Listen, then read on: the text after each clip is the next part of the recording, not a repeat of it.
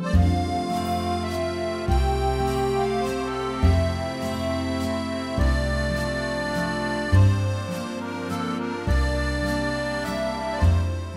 जैसे मैथ्यू जी ने इंट्रोड्यूस किया, मेरा नाम अमित है, अमित नाफड़े, और मैं रिप्रेजेंट कर रहा हूँ एक ऑर्गेनाइजेशन जिसका नाम है कृषि विकास और ग्रामीण प्रशिक्षण संस्था।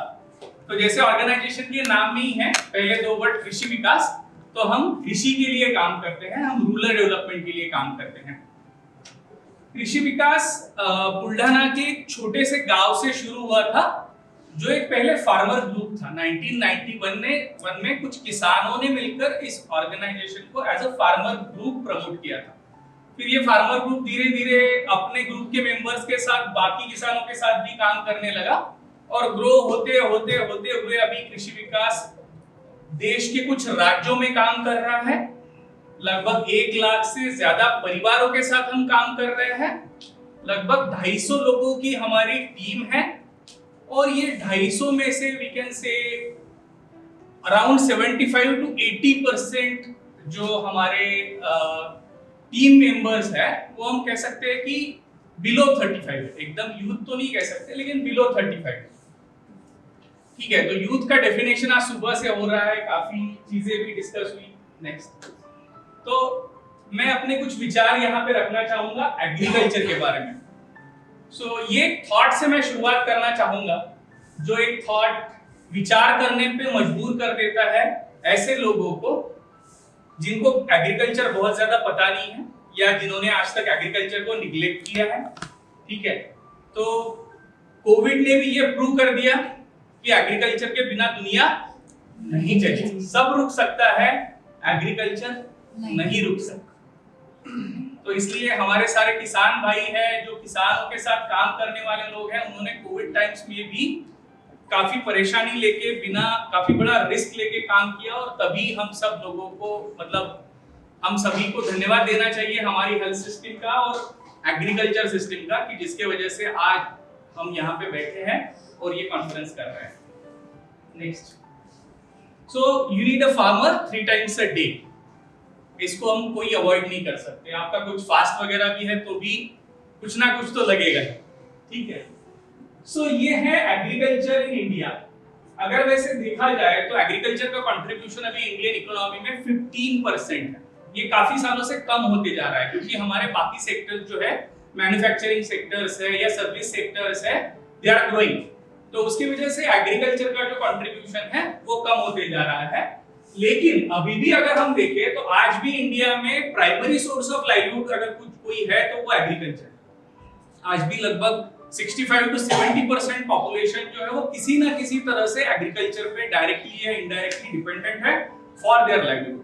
तो that is why agriculture is very much importance in India. और वहां पे अगर हम देखा जाए तो 86% मार्जिनल और स्मॉल फार्मर है, लेकिन उनके पास जो लैंड होल्डिंग है वो अराउंड 47% ही है। तो ये अनइक्वल डिस्ट्रीब्यूशन ऑफ वेल्थ की जो हम बात करते हैं हमेशा, वो एग्रीकल्चर में भी है। इसके आगे अगर हम देखते हैं तो इंडिया अगर देखा जाए तो we are the largest producer in the world. ठीक है, तो हम लार्जेस्ट प्रोड्यूसर हैं, हम लार्जेस्ट कंज्यूमर भी हैं और हम काफी बड़ा इंपोर्ट भी करते हैं। और इसके साथ साथ हमारा एक्सपोर्ट जो है, एग्रीकल्चर कमोडिटी का एक्सपोर्ट, एग्रीकल्चर रिलेटेड एक्सपोर्ट, वो काफी अच्छी तरह से ग्रो हो रहा है। और एग्रीकल्चर के साथ साथ अगर हम देखें, एग्रीकल्चर एक्सपोर्ट की वैल्यू देखिए 2.5 लाख करोड़, ये हमारी एग्रीकल्चर एक्सपोर्ट की वैल्यू, काफी बड़ी वैल्यू है। और अगर देखें तो मिल्क में भी हमारा जो प्रोडक्शन है, so we are the largest producer of milk. इसके साथ साथ we are second largest producer of many commodities which I have mention here. उसमें व्हीट है, शुगरकेन है, कॉटन है, राइस है, ग्राउंडनट्स है, वेजिटेबल्स हैं। तो इस तरह से एग्रीकल्चर जो है वो एग्रीकल्चर, भारत का जो एग्रीकल्चर है वो सिर्फ भारत के लिए ही नहीं बल्कि विश्व के लिए एक महत्वपूर्ण भूमिका निभा रहा है, इसलिए बहुत महत्वपूर्ण है। नेक्स्ट, अभी जब हम एग्रीकल्चर की बात करते हैं तो ये सब होते हुए भी एग्रीकल्चर में काफी सारे चैलेंजेस हैं। जैसे कि एग्रीकल्चर में अभी भी अच्छा सीड नहीं मिलता है, फर्टिलाइजर, पेस्टिसाइड्स नहीं मिलता है, किसानों का एक्सप्लॉयटेशन, फॉरवर्ड और बैकवर्ड लिंकेजेस में दोनों जगह पे किसानों का एक्सप्लॉयटेशन हो रहा है। उनको क्वालिटी इनपुट नहीं मिलते हैं, अच्छे रेट पे नहीं मिलते हैं, या फिर जब वो माल बेचते हैं तो उसके लिए अच्छा रेट नहीं मिलता। अगर आप देखेंगे थोड़ा सा जो डायरेक्ट रिलेटेड नहीं है वो थोड़ा सा देखिए कि आप जब मार्केट में जाते हो और कोई एग्रीकल्चर कमोडिटी खरीदते हो तो उसके लिए आपको कितने पैसे देने पड़ते हैं, और वही थोड़ा सा सर्च करके देखिए कि आज उस चीज के लिए फार्मर को कितना मिलता है। ठीक है, तो आप समझ जाएंगे कि एक्सप्लॉयटेशन वैल्यू चेन में जो मैं कह रहा हूं वो क्या है। और अगर बाकी small and fragmented land holding के बारे में हमने देखा, क्रेडिट के आज भी इशू है, सारे लोग काम कर रहे हैं लेकिन फिर भी क्रेडिट आसानी से नहीं मिल रहा है। टेक्नोलॉजीज के इशू है, काफी टेक कंपनीज अभी आगे आ रही हैं, लेकिन अभी भी टेक्नोलॉजीज नहीं पहुंच पा रही हैं, स्टोरेज फैसिलिटीज नहीं है, कलेक्टिवाइजेशन नहीं है, एग्रीगेशन नहीं है, इसके ऊपर काफी काम होना जरूरी है। और सबसे इंपॉर्टेंट चीज जिसके बारे में आज हम डिस्कस कर रहे हैं वो है यूथ इंटरेस्टेड नहीं। नेक्स्ट, तो कैसे होगा? अगर कोई खेती नहीं करेगा तो क्या खाएं? कुछ और हो सकता है ऑप्शन, टैबलेट्स। हाँ, टैबलेट्स बनानी पड़ेगी। So why youth are important for agriculture? देखिए, यूथ एग्रीकल्चर में नहीं जा रहा है, और जो किसान काम कर रहे हैं ना उनकी एज बढ़ती जा रही है। तो अगर यूथ नहीं आएगा तो हाँ, यही सिचुएशन आने वाली है, बहुत डिफिकल्ट सिचुएशन आने वाली है। तो इसलिए हमें यूथ जरूरी है। हमें यूथ इसलिए जरूरी है कि जो एग्रीकल्चर का सिनेरियो हम देख रहे थे, जिस तरह विश्व के लिए हम इंपॉर्टेंट है, जिस तरह किसानों का एक्सप्लॉयटेशन हो रहा है, उसी समय एग्रीकल्चर में इनोवेशंस लाने के लिए, नई नई आइडिया इंप्लीमेंट करने के लिए हमें यूथ की जरूरत है। क्योंकि अभी जो ओल्ड फार्मर है वो ये नहीं कर पाएगा। आइडिया लाना, कुछ इनोवेट करना, टेस्ट करना, कुछ अच्छी चीजें करना, इन सारी चीजों के लिए हमें वहां पे यूथ की जरूरत है। नए नए एवेन्यूज हैं, उनके बारे में भी हम बात करेंगे। एम्प्लॉयमेंट की जहां बात है तो ऑब्वियसली इंडिया में भले ही manufacturing sector, service sector grow हो रहा है, लेकिन आज भी हम सारे यूथ को एम्प्लॉयमेंट नहीं दे सकते। तो एग्रीकल्चर एक ऐसा प्रोफेशन हो सकता है जहां पे हम काफी लोगों को एम्प्लॉयमेंट दे सकते हैं, दे भी रहे हैं, कई दशकों से दे रहे हैं, कई मतलब दशकों से क्या, हम तो सैकड़ों सालों से दे रहे हैं। लेकिन यूथ का इसलिए भी इंपॉर्टेंट है कि कोई अच्छे लोग काम करेंगे तो सैकड़ों लोगों को, हजारों लोगों को वो रोजगार देंगे, और रोजगार की समस्या से हम निपट पाएंगे। इसलिए ये जरूरी है। ये इसलिए जरूरी है कि डेमोग्राफिक डिविडेंड के बारे में हम बात कर रहे हैं, सुबह से भी कुछ बार डेमोग्राफिक डिविडेंड की बात हुई है। तो वो सब सोचते हुए ये जरूरी है कि इंपॉर्टेंट यूथ का यहाँ पे आना। काफी इंटरनेशनल ऑर्गेनाइजेशन ने भी ये हाईलाइट किया है, एक्नॉलेज किया है, और 17 जो सस्टेनेबल डेवलपमेंट गोल्स है उसमें से 12 सस्टेनेबल गोल्स ऐसे हैं जहां पे यूथ कंट्रीब्यूट कर। तो ये बहुत सारी चीजें अगर हम देखते हैं, बाकी सारी चीजें हमने डिस्कस की, और एक चीज मैं बताना चाहूंगा कि आज हम कह रहे हैं कि हमारा देश ऐसा है कि जहां हम अच्छा फूड प्रोडक्शन कर रहे हैं, हम फूड सफिशिएंट, लेकिन आज भी अराउंड 190 मिलियन लोग ऐसे हैं जो अभी भी न्यूट्रिशनल डिफिशियंसी फेस कर रहे हैं। तो यहाँ पे भी यूथ का इंटरवेंशन बहुत जरूरी है, तभी ये जो बाकी समस्याएं हैं ये भी हम सॉल्व कर पाएंगे। नेक्स्ट,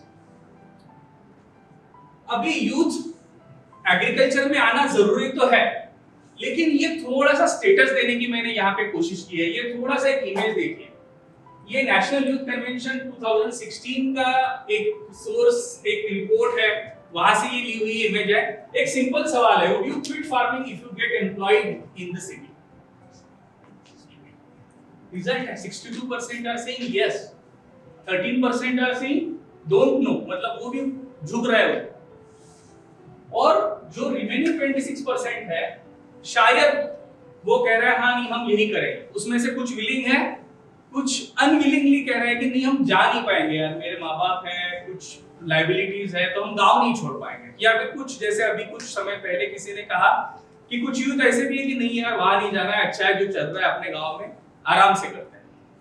लेकिन this is something everyone has to think about कि ऐसा क्यों सोच रहे हैं।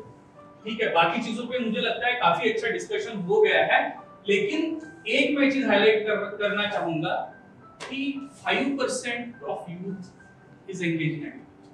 Only 5%. Only 5%. ये बहुत ही चैलेंज है, ये स्टेटस है। नेक्स्ट, अभी आगे चलते हैं। ये 3 सवाल आप खुद को पूछिए। Do we really care and support farmers? ठीक है। दूसरा एक सवाल है, Do we really respect the occupation of farming? ये जब तक नहीं होगा तब तक यूथ नहीं आएगा। और तीसरा सवाल, यहाँ पे कितने लोग अगले 4-5 सालों में शादी करने की सोच रहे हैं? कोई नहीं करने वाला? थोड़ा हाथ ऊपर उठाइए।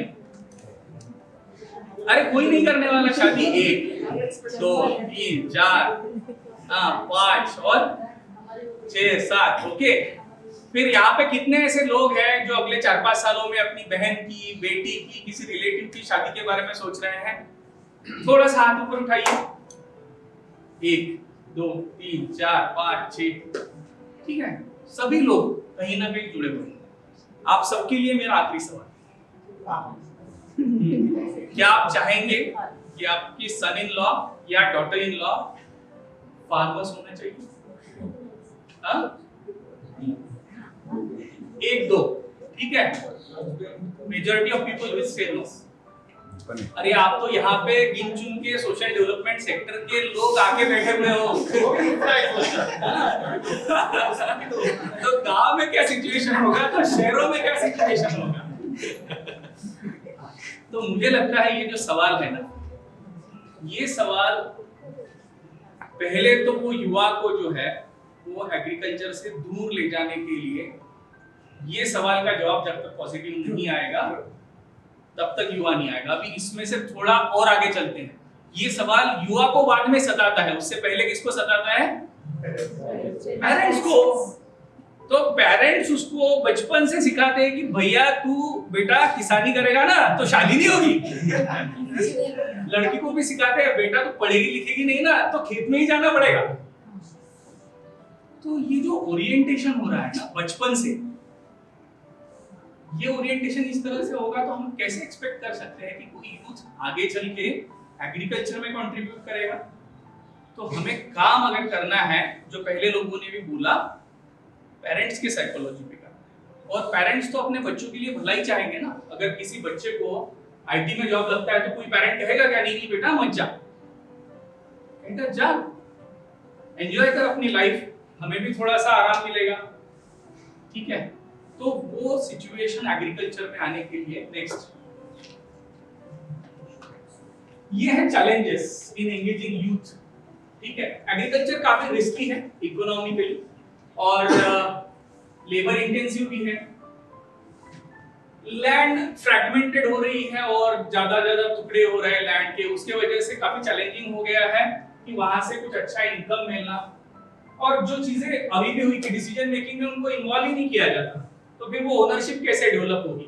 ये सारे चैलेंजेस मुझे लगता है यूनिवर्सल है, जो अलग अलग सेक्टर के लिए भी लागू होते हैं। फाइनेंशियल रिसोर्सेज कम है, लुक्रेटिव करियर ऑप्शंस फैमिलीज को, उनको, सोसाइटी को, किसी को नहीं दिखाई दे रहा है एग्रीकल्चर में। या बाकी भी हम लोग डिस्कस कर रहे हैं कि poor social image of agriculture, जिसके बारे में मैं डिस्कस कर रहा था, lack of information and knowledge, agriculture technologies अभी तक पहुंची नहीं है, या ओवरऑल रिसोर्सेज जो है और रूरल एरिया में जो फैसिलिटीज है वो as compare to urban area वहां पे नहीं है, गांव में नहीं है। इसलिए कोई भी चाहता है, मुझे पता है मैंने अपना ऑफिस जो है एक गांव से लेके एक तहसील प्लेस पे शिफ्ट किया आज से 7-8-10 साल पहले। क्यों शिफ्ट किया? वहां पे इंटरनेट कनेक्शन नहीं था। और 10 साल पहले, 12-15 साल पहले सिचुएशन ऐसी क्रिएट हो गई कि विदाउट इंटरनेट तो ऑफिस चलेगा ही नहीं। आप ऐसी सिचुएशन 10-12 साल पहले जब लोग ईमेल पे काम करना शुरू किए तब हो गई थी। तो नेटवर्क जहां पे है, मोबाइल नेटवर्क और इंटरनेट, वहीं पे जाना जरूरी था। तो ये इसलिए थोड़ा सा वो मूवमेंट हमें भी करना पड़ा।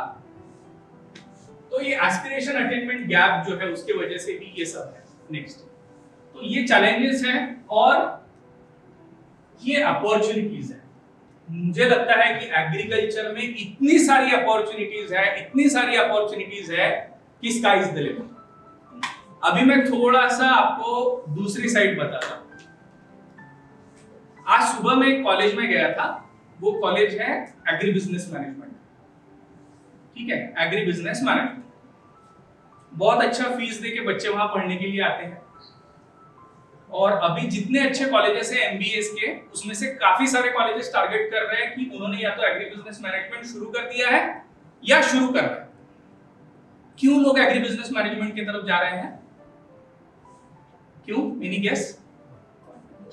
हाँ, agro based industries, employment generate करने के लिए, एग्रो बेस्ड इंडस्ट्रीज, कुछ एट स्टार्टअप, ये स्टार्टअप के लिए, और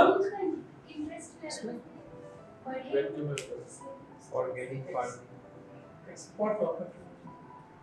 बहुत पैसा है उसमें, ठीक है। एग्री बिजनेस मैनेजमेंट में बहुत पैसा है। मैं किसानों की एक्सप्लॉयटेशन की बात से मैंने शुरू किया था, तो ये एक्सप्लॉयटेशन वाला पैसा कहाँ जा रहा है? वो एग्री बिजनेस मैनेजमेंट में जा रहा है। किसान छोड़ के सब अमीर, किसान छोड़ के सब अमीर है। तो एग्री बिजनेस मैनेजमेंट को लाखों रुपए लोग फीस दे रहे हैं, एग्री बिजनेस मैनेजमेंट में जा रहे हैं। आज हमारे यहाँ पे एग्रीकल्चर कॉलेजेस हैं जहाँ पे यूथ एग्रीकल्चर ग्रेजुएट होके बाहर आ रहा है। मैं आपको बता दूं, दुनिया में काफी लोगों को जॉब की परेशानी होगी, आज एग्रीकल्चर ग्रेजुएट को जॉब की बिल्कुल परेशानी नहीं। वो हमारा जमाई नहीं, we are running different organization, और जो लोग एग्रीकल्चर में काम करते हैं उनको पता है कि हमें अच्छे एग्रीकल्चर ग्रेजुएट मिलते ही नहीं है। बैंकिंग सेक्टर को एग्रीकल्चर ग्रेजुएट चाहिए, कॉर्पोरेट सेक्टर को एग्रीकल्चर ग्रेजुएट चाहिए, एवरी सेक्टर, एनजीओ को चाहिए, गवर्नमेंट को चाहिए, सभी को एग्रीकल्चर ग्रेजुएट चाहिए।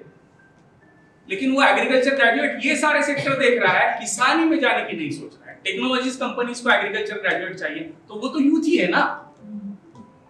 तो वो जो चीजें हैं, तो अपॉर्चुनिटीज है वहां पे, जो अपॉर्चुनिटीज है वो अपॉर्चुनिटीज ये सारी है। इनपुट सेक्टर है, वैल्यू एडिशन है, प्रोसेसिंग है, डिमांड सप्लाई है, टेक्नोलॉजी सॉल्यूशंस है, डेवलपमेंट प्रोफेशन है, एक्सटेंशन सर्विसेज है, क्रेडिट मार्केट लिंकेज है, एक्सपोर्ट इंपोर्ट है, लिस्ट इज अनएंडिंग। बहुत सारी अपॉर्चुनिटीज है, ये हमें यूथ तक ले जानी चाहिए। अगर हम ये यूथ तक ले जाएंगे, अगर हम ये अपॉर्चुनिटी पेरेंट्स तक लेके जाएंगे, तो हम धीरे धीरे उनको कन्विंस कर सकते हैं और यूथ का एग्रीकल्चर में जो पार्टिसिपेशन है उसको हम बढ़ा सकते हैं। और इसमें अभी गवर्नमेंट ऑफ इंडिया ने एक प्रोग्राम चलाया है, promotion of farmer producer organization. अगले 2-3 सालों में भारत के हर तहसील में, हर ब्लॉक में मिनिमम एक farmer producer organization government of India बनाएगा। और लोग कितने बनाएंगे मुझे पता नहीं। आज महाराष्ट्र का स्टेटस ऐसा है कि मुझे लगता है महाराष्ट्र में 10,000 फार्मर प्रोड्यूसर ऑर्गेनाइजेशन ऑलरेडी बन चुके हैं, 10,000, और धीरे धीरे बाकी स्टेट्स में भी ये बढ़ रहा है। तो ये एफपीओस के माध्यम से जो फार्मर और कंज्यूमर के बीच के लोग हैं, ये फार्मर और कंज्यूमर के बीच के लोग कम करने की कोशिश हो रही है। और यहां पे यूथ को बहुत बड़ी अपॉर्चुनिटी है इन एफपीओस के साथ काम करने की। यहां पे बहुत बड़ी एम्प्लॉयमेंट अपॉर्चुनिटीज है, यहां पे बहुत बड़ी स्टार्टअप की अपॉर्चुनिटीज है, यहाँ पे बहुत बड़ी एज ए एम्प्लॉयर इमर्ज होने की अपॉर्चुनिटीज है।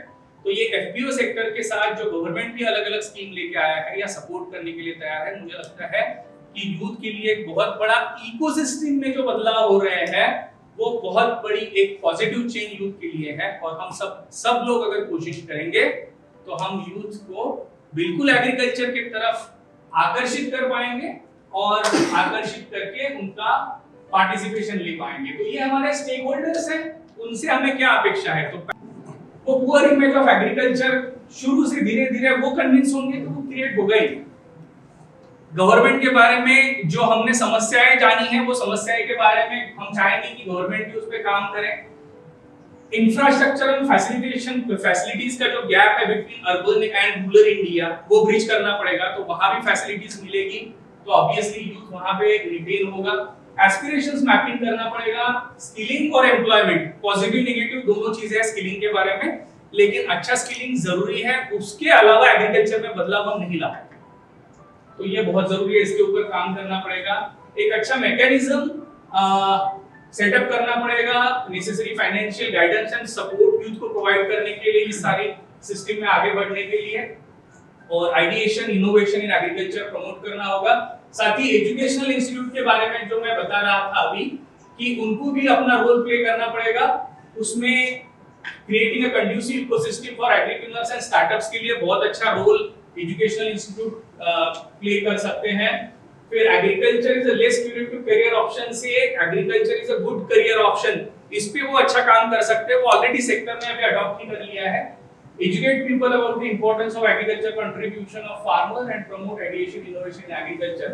तो हमारे जो अलग-अलग स्टेक होल्डर्स हैं वो अगर अच्छी तरह से रोल प्ले करेंगे, we are also a stakeholder as a society, तो हमें अच्छा रोल प्ले करेंगे तो मुझे लगता है एक अच्छा अपॉर्चुनिटी यूथ को हम क्रिएट कर पाएंगे, और ये जो सपना है कि यूथ एग्रीकल्चर में आए ये पूरा हो पाएगा। So this is another quote by Dr. M.S. Swaminathan. I think it is self-explanatory.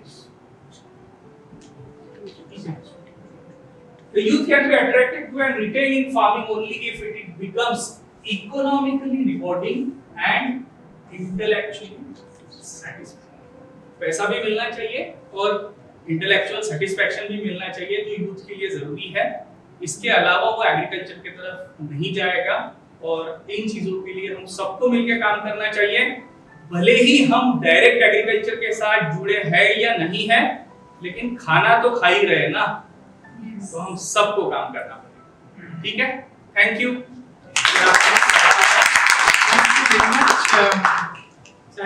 I just have a question. Sure.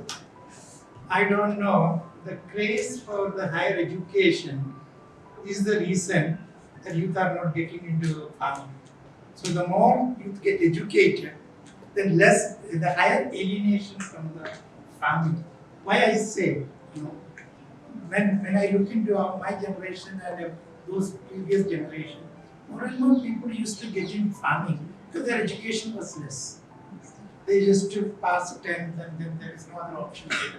This education, but I'm coming to again the education, which I just want to also, when we come to education, we could look at what happened was, today the education is creating clerks and now the employees model. Education is not very broad based process. It create, you get an employment, you create, and why it was also, it has a historical reason with Britishers. They created an education system which they will offer a job rather than thinking, no, let's go a little more beyond. Let's go beyond 500 years before, or even 5,000 years ago. That time India was rich.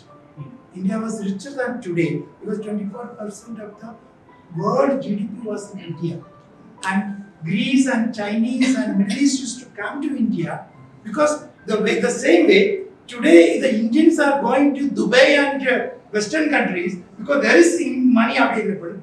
That time people used to come to India because India was rich with resources and that. But the Britishers came and created an education which is creating job opportunities. And today that is the result today, that entire entrepreneurial culture was gone and become a job oriented culture, coming back to again. Second, for me, the oldest entrepreneur and the best entrepreneur are farmers. Now, that farmers को entrepreneur क्यों नहीं दिख रहा है? Because why I say business का मतलब क्या है? 100 रुपया डालना, 1000 रुपया लेना। एक बिजनेस, एक फार्मर क्या करता है? एक बीज लगाना, 100 बीज लेना, उसमें कुछ फर्क नहीं है। लेकिन उसको एक प्रकार का एंटरप्रेन्योरियल लव आ रहा है, आप एफपीओ मॉडल में आप पुश कर रहे हैं। I think there's a huge requirement to push the youth population, showing this economic rewarding and intellectual satisfying, and with innovations and everything. But my question comes to, is it education is the reason that we are more alienated from farming? But actually, in education, I was now discussing 2 minutes back. youth are in line for getting the admission to agribusiness management. Youth are in line to getting the admission for agriculture graduation course. So we have good education in agriculture available. But that is also one reason कि education के बाद उनको लगता है कि I am now graduated, postgraduate student and I can have many job opportunities available and why should again I go to the farming. और गांव में कुछ साल एक थोड़ा सा 40-50 साल पहले या 30 साल पहले हम अगर जाते हैं तो थोड़ा सा एक स्टेटस का जो इशू है ना, मतलब मराठी में एक कहावत ठीक है कि उत्तम शेती, मध्यम व्यापार आणि कनिष्ठ नोकरी, ठीक है। सो सबसे बढ़िया क्या है तो वो था एग्रीकल्चर। फिर जो मिडिल लेवल प्रोफेशन है वो है व्यापार, और जो बिल्कुल एकदम लोअर लेवल है वो है जॉब। तो ये पहले कहते थे, फिर बाद में क्या हुआ, आप एजुकेट हो गए, आपको थोड़ा सा सैलरी वगैरह मिल रहा है, आपको थोड़ा सा सूट बूट ये सब हो रहा है, तो गांव में एक स्टेटस लगने लगा लोगों को, तो फिर वो अर्बन एरिया की तरफ जाने लगे। फिर एक टाइम ऐसा भी था कि लोग जो है वो 5-10 हजार 2,000 शायद उस वक्त 5-10 हजार भी नहीं, 1,000-2,000 ही कमा रहे थे, लेकिन वो गांव में जब आता था वो शायद किसान से काफी कम कमाता था, लेकिन वो सूट बूट में आता था, अच्छी तरह से गोगल वोगल पहन के आता था, कभी कभी गाड़ी ले लेता, साइकिल ले लेता था। तो उसके वजह से एक अट्रैक्शन क्रिएट हो गया अर्बन एरिया की तरफ और अर्बन लिविंग स्टैंडर्ड की तरफ, और उसकी वजह से मुझे लगता है कि ये सारा शिफ्ट धीरे धीरे वो एजुकेशन के साथ ये सारी भी चीजें आई जो गांव में लिविंग स्टैंडर्ड मेंटेन नहीं हो पा रहा था, वहां पे इंफ्रास्ट्रक्चर नहीं था, फैसिलिटीज नहीं थी, और ये सब बदल गए। लेकिन अभी गांव भी काफी हद तक इंप्रूव हो गए, गांव में भी काफी अच्छी फैसिलिटीज मिल रही है, और 2 सालों से तो आईटी के लोग भी गांव में जाके काम कर रहे हैं। Actually sir agri business management और एग्रीकल्चर में खुद काम करना है वो डिफरेंट थिंग, इसलिए एग्री बिजनेस मैनेजमेंट किया तो ऐसा नहीं कि वो एग्रीकल्चर में जाके काम करेगा। और मेरा सिर्फ आपके ओपिनियन मुझे जानना है कि अभी बहुत सारे जो स्टार्टअप है एग्रीकल्चर में वो IIT IIM के जो पोस्ट ग्रेजुएट है वो स्टार्ट कर रहे हैं, जिनको ज्यादा नॉलेज नहीं है एग्रीकल्चर का, पर वो बहुत सारे स्टार्टअप है जो इंडिया में एग्रीकल्चर रिलेटेड वो स्टार्ट कर रहे हैं। पर अभी इशू क्या है कि मतलब बहुत सारे युवा क्यों नहीं जाता, क्यों MSP और स्टेबिलिटी, प्राइस स्टेबिलिटी नहीं है। तो ये जो काम कर रहे हैं वो इस पे कर रहे हैं कि मतलब वहां पे प्राइस स्टेबल करके टेक्नोलॉजी के हेल्प से हम प्राइस स्टेबिलिटी का एक एक्सपेरिमेंट करके उनके हाथ में पैसे किस प्रकार से दिए जाए फार्मर से। तो ऐसा आपको लगता है क्या कि प्राइस स्टेबिलिटी, मार्केट कम्युनिटी उसको छोड़ के अभी उसके बियॉन्ड जाके डायरेक्ट एज अ फार्मर ने बिजनेसमैन होके हर इंडिविजुअली इस प्रकार से अभी एग्रीकल्चर को शिफ्ट करना चाहिए? नहीं हो पाएगा मुझे, हर फार्मर बिजनेसमैन नहीं हो पाएगा, क्योंकि बिजनेस के लिए जो अंडरस्टैंडिंग चाहिए, जो स्किल्स चाहिए, वो करोड़ों फार्मर्स के लिए हम डेवलप नहीं कर पाएंगे। उसका हम सोच बदल सकते हैं, हर फार्मर का सोच बदल सकते हैं, और उन फार्मर में से ही कुछ लीडर्स जिनके पास स्किल है वो अगर सामने आएंगे और बिजनेस का जो पूरा वैल्यू चेन है उसमें काम करने लगेंगे, तो एवरीवन विल गेट बेनिफिट। उसमें उनकी खुद की मेंटेलिटी होना जरूरी है कि जो बेनिफिट्स यहाँ से आएंगे वो हम सारे लोगों की तरफ पास ऑन करेंगे। एफपीओज में भी यही होगा, अगर एफपीओज कुछ अच्छा काम करेंगे तो बेनिफिट पास ऑन होंगे, एफपीओज अच्छा काम नहीं करेंगे तो फिर वही होगा, 4-2 लोगों के जेब में वो बेनिफिट जाएंगे। और ये जो आप रेट्स की बात कर रहे हो, तो ऑब्वियस है कि आज अगर आप देखो तो किसान एक ऐसा बंदा है जो अपने कमोडिटी का रेट खुद नहीं तय कर रहा। बाकी आप कोई भी चीज देख लो, मैन्युफैक्चरर तय कर रहा है या सेलर तय कर रहा है। Absolutely, that's the issue. Kuldeep, मैं आपके पास आऊंगा, मुझे ये इश्यू थोड़ा डिस्कस करने का गरज है। आप देखिए, whether supply is more, the Maruti car का cost is same, and supply less also, the car ka cost is same. Let us look at the farmers issue. If they produce more tomato, the price goes down. If they produce less tomato, the price goes up, but that they don't get that price. And imagine calamity के वजह से, flood के वजह से पूरा गया, और उनको कुछ compensation मिलता नहीं। So इसलिए मैं मनोज जो बोल रहा है, क्या can we have, whether you have larger tomato or a large production or a come production, they should get the eligible rate, and which is available in all commodity, whether it's a bike, whether it's a house, or whether it is a chair. Because ज़्यादा produce करके chair का rate कम होता नहीं, वही rate में 500 रुपए में लेना पड़ता है, Okay, ये तो I mean क्यों farmers को ये injustice because the middle people can take money out of it. So probably maybe some kind of some way making product available, through a system and where the price fixing is also very important. But this is my suggestion we can give. But two people have lifted their hands. Okay. जो मनोज ने पूछा है सवाल वही मेरा था बहुत सा सवाल कि एग्रीकल्चरल कोर्सेज है, दो चीजें अलग है। मैं खुद के साथ काम कर रहा हूँ, बुलढाना डिस्ट्रिक्ट में मैं भी वहीं से हूँ, तो मुझे लगता नहीं चीजें इतने आसान है because there are structural issues like land irrigation, ये इसको हम नहीं कुछ कर सकते। जो अर्बन की तरफ लोग आ रहे हैं ये पुश फैक्टर है, इट्स नॉट पुल फैक्टर बहुत कम है। पुश ऐसा हो रहा है कि एग्रीकल्चर डिग्रेडेशन है जिसको ना कोई गवर्नमेंट समझ पा रही है क्योंकि क्लाइमेट चेंज का इशू हो चुका है अब जो beyond their capacity I think, और इसे बहुत समय लगेगा धीरे धीरे। ऑर्गेनिक एग्रीकल्चर मेरे हिसाब से फेल हो चुका है इंडिया में, जो मैं देख रहा हूँ मुझे लगता है। जो एक बहुत ही एक रोमांटिक आइडिया क्रिएट की गई है कि बहुत ही बढ़िया सा है, खेतों में जाएंगे हम काम करेंगे, सिचुएशन ऐसी नहीं है। और लेबर का जो आपने बताया वो भी एक इशू है। मशीन अगर हम लाना चाहें तो पैसे नहीं है लाने के लिए, मुद्रा में से लोन नहीं मिलता है, फिर हम क्या करेंगे? फिर कोई रास्ता बचता नहीं, हम सिटीज में आ जाते हैं। ये जो मॉडल डेवलप हो गया है इनफॉर्मल इकोनॉमी का और एस्टैब्लिश हो गया है, ये इतना आसानी से नहीं होगा। हमने कोशिश तो करनी चाहिए, लेकिन जो इकोनॉमिकल रिवॉर्डिंग सिचुएशन होनी चाहिए वो कैसे लाएंगे इसका जवाब मुझे लगता है इजीली नहीं मिलेगा। इसे बहुत लेवल पे काम करना पड़ेगा। कोर्सेज करके हम फिर से कमोडिटीज ही क्रिएट करेंगे। फार्मर के जो बेसिक इश्यूज है और यूथ उसमें आएगा, क्यों आएगा? ये जो क्वेश्चन है इसको मुझे लगता है और गहराई से हमें सोचना पड़ेगा, ऐसा मुझे लगता है। और वो जो क्वेश्चन है उसका वही मुझे ऐड करना था उसमें। You are very much correct. आज सुबह मैं जनार्दन जी से बात कर रहा था, ठीक है, वन डिस्ट्रिक्ट वन क्रॉप का क्या हुआ, ऐसा सवाल उन्होंने मुझे पूछा, ठीक है। तो I think 2-3 years back government has declared some policy कि एक डिस्ट्रिक्ट में हम एक क्रॉप को प्रमोट करेंगे, तो ऐसे कि फेल हो गया। अभी गवर्नमेंट ने राइट, तो अभी गवर्नमेंट ने बोल दिया कि नहीं वो वन डिस्ट्रिक्ट वन क्रॉप जाने दो, अभी जो भी है क्रॉप अच्छा होगा वो फ्रूट में ले लो। Even PMFME is a scheme जो गवर्नमेंट काफी पुश कर रहा है। उसमें पहले कह रहे थे वन डिस्ट्रिक्ट वन क्रॉप ले लो, अभी कह रहा है कौन सा भी क्रॉप ले। क्यों फेल हुआ? मेरे डिस्ट्रिक्ट में गोवा लेते हैं, ठीक है, गोवा का एरिया कितना है, फार्मर्स कितने हैं, बहुत ही लिमिटेड है। मेरा डिस्ट्रिक्ट जो है, मेरा डिस्ट्रिक्ट स्प्रेड है 200 किलोमीटर। 200 किलोमीटर्स में एक पार्ट ऐसा है जहाँ पे पानी ही पानी है, दूसरा पार्ट ऐसा है जहाँ पीने को भी पानी नहीं है। तो how one district one product can work in India? काफी बड़े बड़े डिस्ट्रिक्ट हैं हमारे पास। तो आप जैसा कह रहे हैं कि ऐसा यूनिवर्सल सॉल्यूशन और one size fit for all ऐसा एग्रीकल्चर में हो गई, और अभी हमारे पास बहुत ही कम समय है इस विषय पे। इस पे तो हम 8 दिन भी डिबेट करेंगे तो एक आंसर नहीं होगा। तो यहाँ पे स्ट्रेटेजीज जो होगी वो स्ट्रेटेजीज एरिया वाइज स्ट्रेटेजीज हमें लगानी पड़ेगी।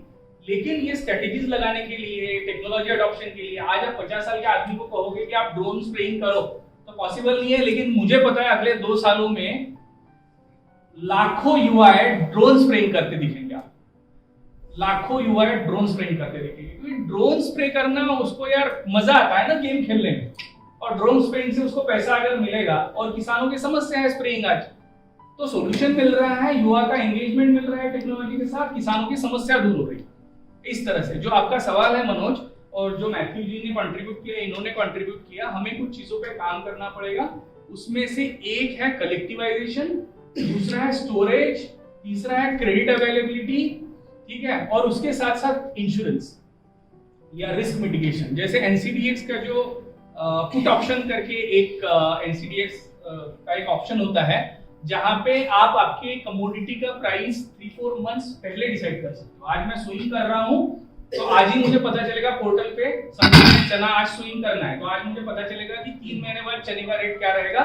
मैं वो रेट बुक कर दूंगा आज जितना मेरा प्रोडक्शन होने वाला है सोइंग से पहले, तो मैंने रिस्क मिटिगेट कर लिया। ठीक है, अभी ऐसे कुछ ऑप्शंस एक्सप्लोर हो रहे हैं। अभी गवर्नमेंट ने उसमें से कुछ कमोडिटी बैन कर दी, हम समझ नहीं पा रहे कि क्यों बैन कर दी। गवर्नमेंट कह रहा है कि ट्रेडर्स खेल रहे थे। अरे भैया ट्रेडर्स खेल रहे थे, लेकिन किसानों को एक तो जरिया था, ट्रेडर्स तो सालों से खेल ही रहे अलग अलग माध्यम से, अभी भी खेल रहे हैं। हाँ, क्रॉप इंश्योरेंस हमें काम करना पड़ेगा युवाओं को मिलकर क्रॉप इंश्योरेंस पे, लाइफ इंश्योरेंस देखो, कुछ साल पहले आप हिस्ट्री पढ़ो, लाइफ इंश्योरेंस जब शुरू हुआ ये ऐसे ही हॉचपॉच था। अभी लाइफ इंश्योरेंस तो इतना स्मूथ हो गया है कि सारे लोग अपने आप लेने लगे हैं, at least educated people. Health insurance लेने लगे हैं, क्रॉप इंश्योरेंस अभी भी नहीं ले रहे। और फूड ज्यादा जितना वैल्यूएबल होगा उतना इंश्योरेंस का इम्पोर्टेंस बढ़ेगा शायद आने वाले समय में। ऑब्वियसली, और रेट भी कम होंगे। Question, yeah, tell me. अभी एक ब्रिंजल भी घर आता है ना अमेज़न के, हाँ, रिलायंस का जो है। क्या वो ना होगा एग्रीकल्चर प्रोडक्ट्स का बिजनेस मोनोपोली के डायरेक्शन चल रहा है क्या? ई कॉमर्स का ई कॉमर्स, हाँ, ई कॉमर्स का अभी वो जो मॉडल है कितना सक्सेसफुल होगा पता नहीं। अभी तो रिसेंटली शुरू किया है उन्होंने, and they are having a lot of funds, so कुछ दिन तो वो चलाएंगे, उसके बाद ही हमें पता चलेगा कि how affordable and profitable it is for them. लेकिन अभी ये जो मतलब ट्रेड है, ये ग्लोबल ट्रेड, तो नो वन कैन प्रिवेंट। तो हमें वो सारी चीजें ध्यान में रखते ही अपने किसानों को आगे ले जाने के लिए काम करना पड़ेगा, वैसे सिस्टम्स बिल्ड करनी पड़ेगी। ऐसा भी नहीं करना है कि ट्रेडर्स को हम 100% रिप्लेस करेंगे, वो नहीं होगा, क्योंकि उनके पास जो एक्सपर्टीज है, अभी हम एंटरप्राइजेस से सोशल एंटरप्राइजेस की बात करेंगे तो ये होगा, एंटरप्राइज मोड में ही काम करना पड़ेगा, लेकिन वो एंटरप्राइजेस का कल्चर सोशल होना चाहिए। जो मेन सिचुएशन गांव का युवा जो है गांव में रह के खेती करना चाहता है, लेकिन नौकरी में जाने को तैयार नहीं है, ये भी बात है, लेकिन उसको जानकारी सही मिलती नहीं। हाँ, ये बहुत problem. That's an issue. Yeah, I agree. So the difference, मुझे एक चीज देखना है. I am again relating the whole presentation in the rural context. Even though we have heard you कि IIM, IIT से pass out students मस्त agritech बनवतात आणि they are somewhere getting pulled by the agriculture to go from the urban to the rural part. But the main challenge here is about the rural youth. शेती या विषयाबाबत जे knowledge आहे हे knowledge ग्रामीण भागात आहेच नाही. एक्सपिरियन्स बेस्ड लर्निंग काय होते, बाबा मी पस्तावून राहिलो शेती करून, तू चांगला शिक, मोठा हो, नोकरी कर. हा पस्तावत काय, again because the basics of agriculture science is not know. Like आपण मल्टीक्रॉपिंग करायचो, हे सोयाबीनच्या पिकामुळे जे मोनोक्रॉपिंग आली त्याच्यासारखं नाश शेतीचा कधीच नाही पाहायला कोणी शेतकऱ्यांनी. म्हणजे इथे there was a lack of awareness for the father in a sense, and now since the agriculture is not economically rewarding, what I am telling to my young one is कि अरे go study well and go do some good job, white collar job. So this is the real challenge which we might have to address upon. Probably we can introduce farming or the basics of agriculture science right from the school, right from the standard 1. We can do that, we can try that. Don't know. एक valid point है। तो इसमें दो है कि from school जो बोल रहे, तो ये एग्रीकल्चर जो सब्जेक्ट है, ज्योग्राफी में भी है, इन्वायरमेंट में है, साइंस में भी, तो उसको सेपरेट एज एग्रीकल्चर उसको स्टार्ट करना पड़ेगा। और जो ये बोल रहे कि मतलब पुराने तरीके से, पर एक्चुअली क्या है कि हर कोई, हम किसी को बोल नहीं पा रहे कि आप 20 लाख का पैकेज क्यों ले रहे हो, आप सस्टेनेबल 10 लाख का ले लो, सस्टेनेबल। ऐसे एक्चुअली हर किसी का ग्रेड है। मैं बोल रहा मुझे सोयाबीन से पैसा आ रहा है, मुझे मतलब गन्ने से पैसा आ रहा है, तो मैं ये क्रॉपिंग मतलब चेंज क्रॉपिंग में क्यों जाऊं। तो ये इश्यू है, तो उसके ऊपर ऐसे बोल रहे थे, यूथ के ऊपर बेसिक माइंडसेट के ऊपर काम करना पड़ेगा कि सस्टेनेबिलिटी क्या है। अगर हमें सस्टेनेबिलिटी समझ नहीं आ रही है तो उनको वो कैसे समझ पाएंगे कि 5-6 साल बाद एग्रीकल्चर पूरा उसका जमीन का खराब होने वाला है, तो हमें उस पर सस्टेनेबिलिटी को काम करना पड़ेगा। तो मुझे लगता है उसके ऊपर हमें काम करना पड़ेगा। Thank you very much Anil bhai, and such a stimulating discussion. मुझे लगता है technology is one of the option to attract youth and make it rewarding as well as also individually. एक फाइनल स्टेटमेंट देना चाहूंगा। मैंने जब गांव में करियर शुरू किया तो मैं यूथ था, उस एज में था जो अभी डिफाइन हो रहा है, ठीक है। आपने शुरू किया मुझे पता नहीं, अगर हमने ये सोचा है और हमारे पेरेंट ने हमें अलाउ किया है, तो लेट्स होप ये नंबर मल्टीप्लाई होगा। आप वो कोई भी हो, आप में से कोई भी यूथ हो अगर एग्रीकल्चर के साथ कनेक्टेड है, तो लेट्स होप ये नंबर मल्टीप्लाई होगा और लाखों करोड़ों युवा एग्रीकल्चर में कंट्रीब्यूट करेंगे और एक अच्छा भारत, एक स्वर्णिम भारत हमें फिर से देखने के लिए मिलेगा।